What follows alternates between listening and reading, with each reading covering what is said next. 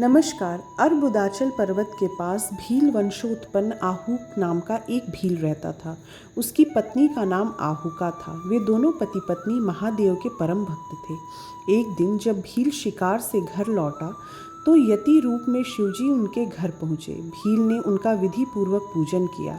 इस पर यतिनाथ बोले, हे भील, मैं रास्ते से भटक गया हूँ, अतएव आज आप मुझे रात्रि के लिए आश्रय दीजिए। यतिनाथ की बात सुनकर भील बोला, स्वामी, मेरे घर में तो बहुत थोड़ा सा स्थान है, आपको यहाँ असुविधा होगी।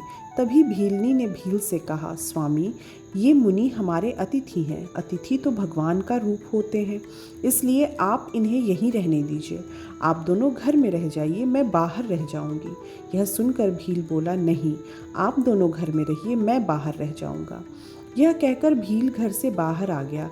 प्रातःकाल जब भीलनी और सन्यासी घर से बाहर निकले तो उन्हें पता चला कि भील को जंगली पशुओं ने खा लिया है। यह देखकर भीलनी रोने लगी।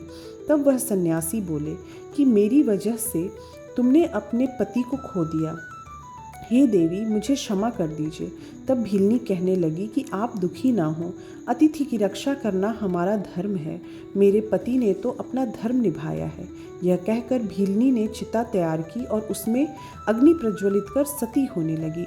उसी क्षण भगवान शिव वहाँ प्रकट हो गए और बोले, तुम धन्य हो, मैं तुम्हारी तपस्या से प्रसन्न हूँ, मांगो, कोई भी वर मांगो।